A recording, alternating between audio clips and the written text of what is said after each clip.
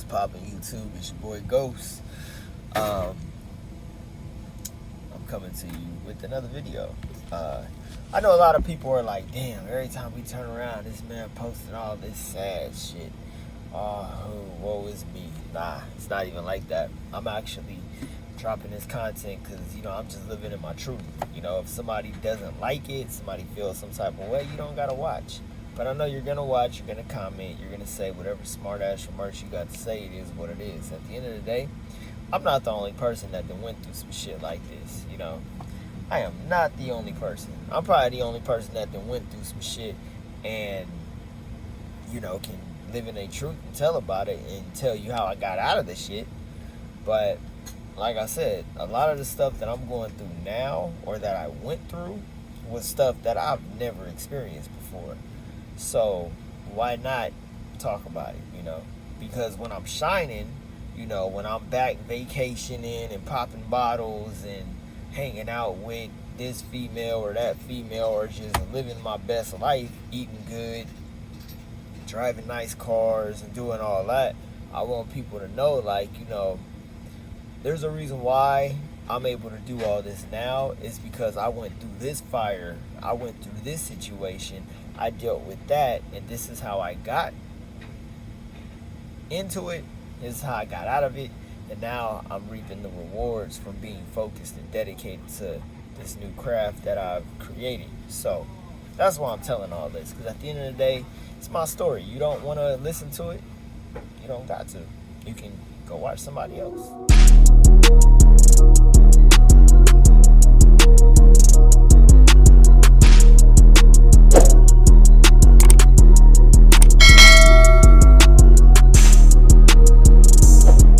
What is poppin' YouTube? It's your boy Ghost. I'm coming to you from the house. So, what was I gonna say? So yeah, the topic of today's video is how I ended up going broke, homeless, and having to file bankruptcy on my transportation company. And a lot of it, I look back and think about it, and a lot of it came from dealing with a lot of different situations. A lot. Because, I got into trucking. I was married. This was a mutual agreement between me and my ex-wife. We ran the numbers. We did what we needed to do. And she was more of like the number cruncher. She was the person that held the finances down. I was just the driver, I wanted to just drive the truck and manage the maintenance and all that. That was my job. Her job was to crunch the background. And that's what you need when it comes to business. You truly need that type of backbone when it comes to building fleets, building companies, all that. Now, like I said before, that was almost 12 years ago. So, one thing I can say is when somebody dies in a family, it creates a lot of separation and a lot of just crazy shit. So 2020, I moved to Phoenix, and I moved to Phoenix to start over and just get a lot of things in order and fixed and structured. Well, at the end of 2020, my grandma passed away, and anybody that truly knows my family knows my grandma was like the rock of the family. So when she passed, everything went crazy and went downhill fast, which I'm going to get more into that in the coming videos, because that also played a major part in the destruction of everything I had going on. So when she passed away, it created a lot of confusion, a lot of drama. I mean, I've seen, my cousin on people's channels trying to post this and post that about me. But I'm going to get into that. I'm going to expose that whole situation very soon in the coming videos. So it was like that whole situation happened. I was dealing with, the driver that took me to court on some BS. And which is normal. When it comes to business, expect, especially when you're doing business and you got a lot of moving parts, expect to get hit with one lawsuit throughout your business, especially when you're really doing it and you got people that want to come in and try to imitate or take what you got going on and make it their own. It's normal. So going into 2021, I'm dealing with that whole situation, and I'm dealing with the whole thing with, my family losing my grandma and everything that comes with that. And I'll tell you, as money will make people go crazy. So dealing with that, and then I jump into this relationship, and this relationship was not the best. It was probably the most toxic relationship I've ever decided to get involved in. And I knew that. But when you got so much other stuff going on, it's hard to really focus on a relationship when you're trying to run a company and manage all these things. Then you're trying to find people to bring in to bring more value and more structure to the company. It just creates a big ass situation. So that's where I was at. And then we went into, all of 2021 just trying to juggle everything. Then I ended up getting that damn camper. Got that. I was like, okay, cool. I'm thinking that, I'm trying to juggle all this stuff. And then I caught COVID, I think in August. So I caught COVID. And that's when I realized, when I was sitting up there, I was down for damn near like a month. So during that time, I didn't have nothing running. No trucks, no nothing. I'm just sitting at the house trying to recover. And that's when I realized, like, damn, like, this is what, you know, it's what it's all about. When I realized that I am the breadwinner when it comes to everything.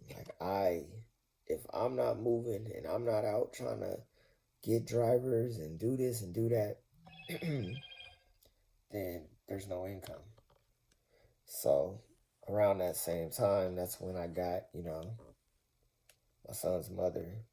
We got her CDL so she could help out. But having a CDL, you really got to take it serious. And she wasn't really taking it serious. She wasn't really.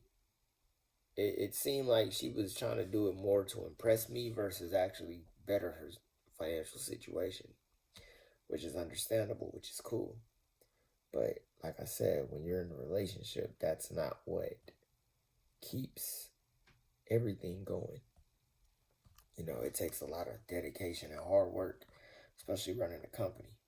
So, that dwindled down. So by the end of 2021, I started to sell stuff off, and I just started to cut down on finances.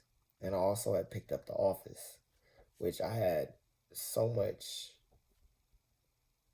I guess, intended to do with it.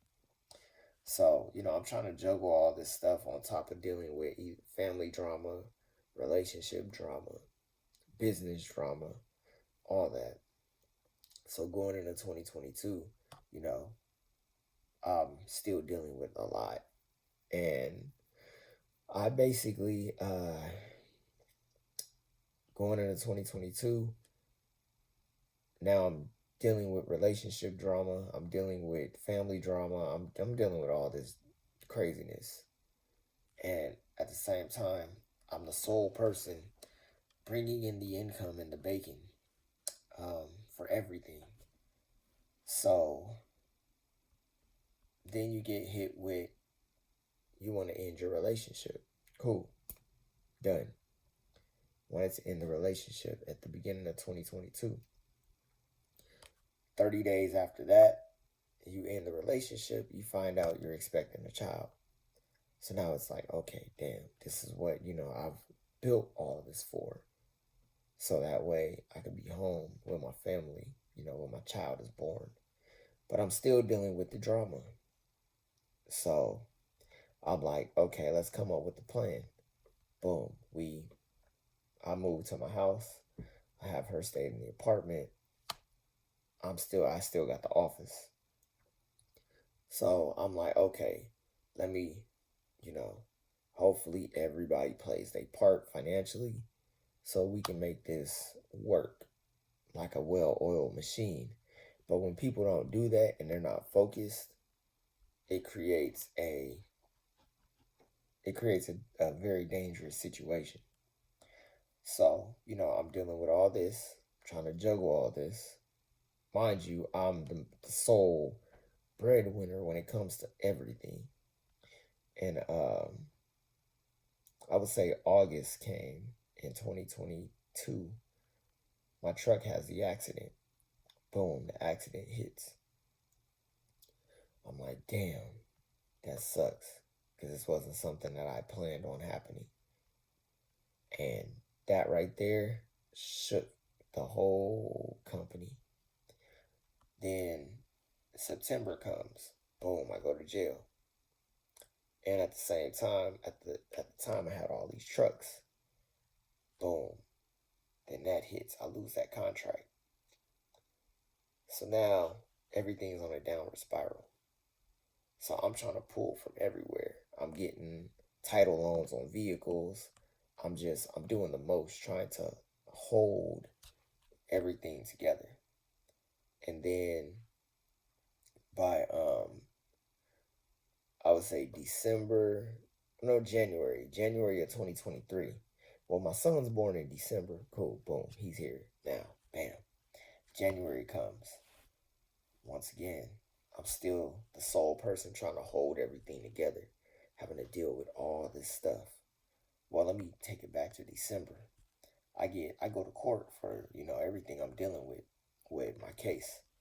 Then the judge tells me, oh, because somebody got a bootleg ass protection order against me. Bam. They tell me that I can't leave the state. Because at first, when they let me out, I could just still drive Cali to AZ. But then they told me, don't get in no trouble, don't do this, don't do that. And it seemed like, everything was like a big ass setup. Boom, I get hit with, oh, now you can't leave the state. You got to stay here. You got to find something local. Because of the type of charge I had, I couldn't find no jobs, no trucking jobs. So I start Ubering and lifting. That does not tally up. That does not add up to the amount of money that I need to come in. Because like you go from making $15,000 a month to now you're only bringing in $6,000. That's a big chemical of destruction. And at the same time, you're still paying for parts of an apartment, for an office, for a house, and you got all the utilities for all that. That's a lot of money. When now your income has been cut in less than half. So, when February hit, it was just, life was too much between dealing with family, my relationship, my business. I just threw my hands up. Like, fuck it. It is what it is at this point. Whatever happens, happens. And I just went into like a downward spiral. I just went to a dark place.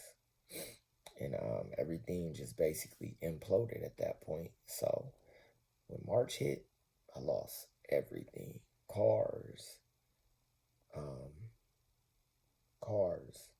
homes, business, or my office, everything crashed and burned. Boom. So now I'm sitting there looking crazy. And mind you, I have a newborn. And I'm just sitting up there like, just so confused. And I realized, you know what? This is what happens when you deal with people that don't have the same vision, the same mindset, and the same goals as you. They don't see the big picture. Because then when it all implodes, they go back to being the way that what they're used to. And you're just sitting up there like, damn, now I got to rebuild this shit from the ground up. So that's how it ended up happening. And then Now, like I said before, I took a whole year after that trying to rebuild, but still dealing with the same dramas, except business. Well, that was kind of here and there because it was done. But I'm still dealing with family issues. I'm still dealing with relationship issues. So then going into 2024, I had to completely detach myself from everything. And I truly had to focus on just me and what I have going on. And I had to focus on the things that I could control because the things I can't control, I can't focus on. Gotta kind of let them sit in the background. So, that's the gist of this whole video. Um, you really gotta focus on the things that you can control and things that are right there, right now. All the other stuff is superficial. So, that being said, love, peace, and prosperity. This is why I became homeless. And now you guys are going to see how I turned it all around to get my empire back. So, and all the steps, the necessary steps that I took to get there. So, with that being said, love, peace, and prosperity. And I will catch y'all in the next video. Deuces.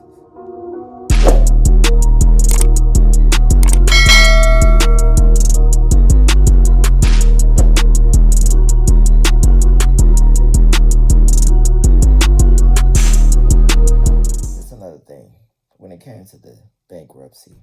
So, I sat down with a bankruptcy attorney, and I think it's best because of all the stuff that happened. I got a $68,000 bill from Snyder. So I'm going to have to file bankruptcy on my business, on my transportation company. But the cold part about all this is, like I said before, I still own my trucks and trailers. Well, one trailer. And because I have them with the holding company, they're not going to be touched. So that was one of the smart things I did with business was how I structured all my trucks and trailers and equipment, that everything that basically is owned, all my assets, they're owned by a holding company, which made it very easy for me to file bankruptcy on my transportation and my logistics company. So that was one of the smart things I did when it came to structuring your business, because it doesn't touch none of your assets if the company never owned them. Like I said, they were just renting and leasing the equipment. So just some food for thought right there. And I'll be dropping more content on that whole process to let everybody know that this is what I did, this is how it worked, this is how I was able to rebuild. So that being said, talk to y'all later. Deuces.